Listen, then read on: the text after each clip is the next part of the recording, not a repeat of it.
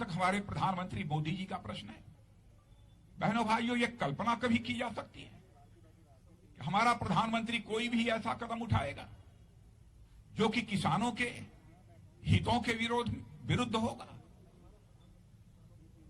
किसानों के हितों पर चोट पहुंचाने वाला होगा।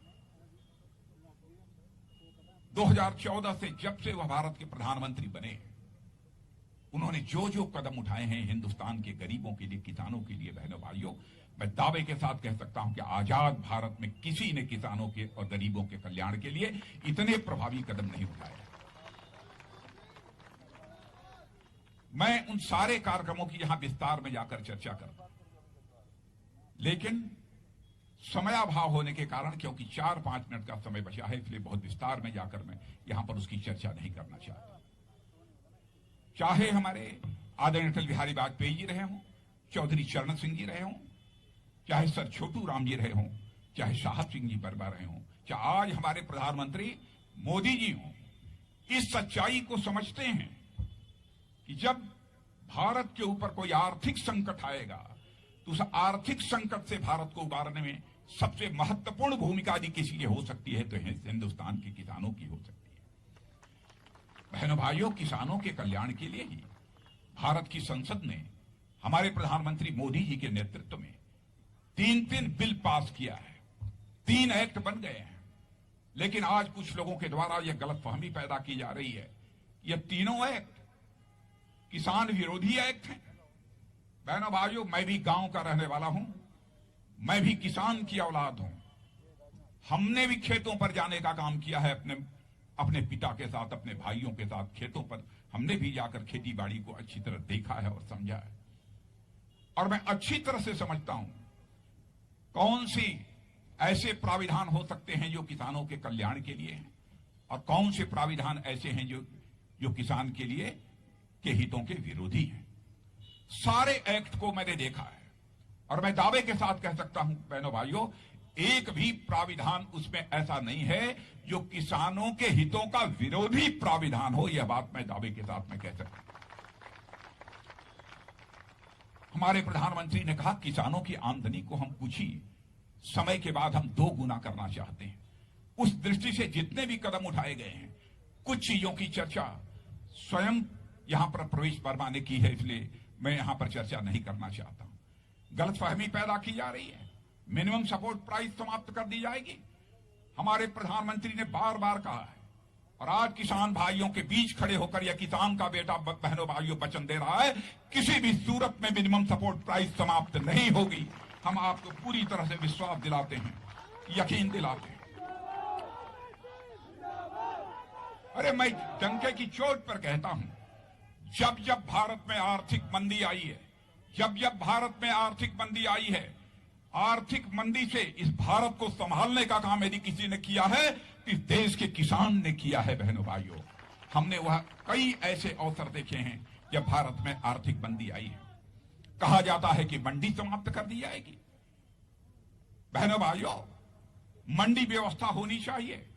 शरद पवार जी जो आज इसका विरोध कर रहे हैं, वह भी जब कृषि मंत्री थे, उन्होंने सभी राज्य के मुख्यमंत्रियों को पत्र लिखा था कि इस एपीएमसी एक्ट को स्वीकार करो, मंडी की व्यवस्था अपने यहां करो। उसको भी हम लोगों ने मान लिया। इतना ही नहीं, आप अपना माल कहीं भी बेचना चाहो, यह आजादी देने का काम भारत के इतिहास में पहली बार यदि किसी ने किया है तो इस एक्ट के माध्यम से हमारे प्रधानमंत्री ने किया है। बहनों भाई, और इतना ही नहीं, आपकी आमदनी केवल 2 गुना नहीं, 3 गुना, 4 गुना, 5 गुना कैसे बढ़ सके, हम लोगों की सोच यह है।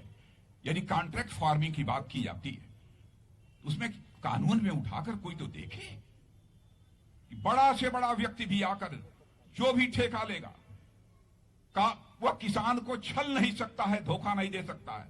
यह किसान जितनी कीमत पर एग्रीमेंट करेगा कि हमारे पास 1 एकड़ जमीन है तो 1 एकड़ में यदि हमको इतना पैसा मिलेगा तभी हम तुम्हारे साथ एग्रीमेंट करेंगे। यदि वह कॉन्ट्रैक्टर अथवा सामूहिक खेती करने वाला वह व्यक्ति उतने पैसे का भुगतान नहीं करेगा तो उसके ऊपर सीधे दंडात्मक कार्रवाई होगी। इस प्रकार की व्यवस्था इस एक्ट में की गई है। अब क्या चाहिए?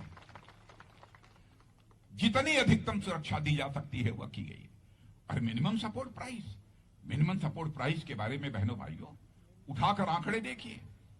2009 से लेकर 2014 तक मिनिमम सपोर्ट प्राइस पर कांग्रेस की सरकार ने कितनी खरीद की है और हम लोगों ने 2014 से लेकर 2019 तक कितनी खरीद की है, उनसे लगभग 3 गुना खरीद करने का काम हम लोगों ने किया है।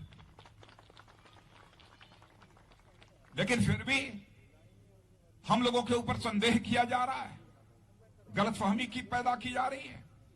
जो भी हमारे बहन भाई धरने पर बैठे हैं लंबे समय से, मैं कहना चाहूंगा उसकी पीड़ा है। भले ही वह धरने पर बैठे हों, लेकिन वह किसान हैं, किसान मां की कोख से पैदा हुए हैं। उनके प्रति हमारे मन में बेहद सम्मान है।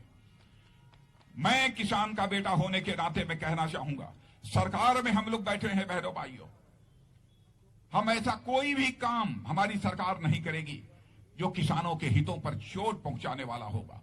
एक बार इस एक्ट को लागू तो होने दीजिए, साल 2 साल आप यह एक्सपेरिमेंट करके तो देखिए। इस एक्ट के अनुसार यदि आपको लगे यह किसानों के लिए लाभकारी एक्ट नहीं है, तो मैं एक दावे के साथ कह सकता हूं, जैसा मैं प्रधानमंत्री जी की अपनी नीयत को मैं जानता हूं बहनों भाइयों, इसमें जो भी संशोधन आवश्यक होगा सारा संशोधन करने के लिए हम लोग पूरी तरह से तैयार रहेंगे। पहले यह कहा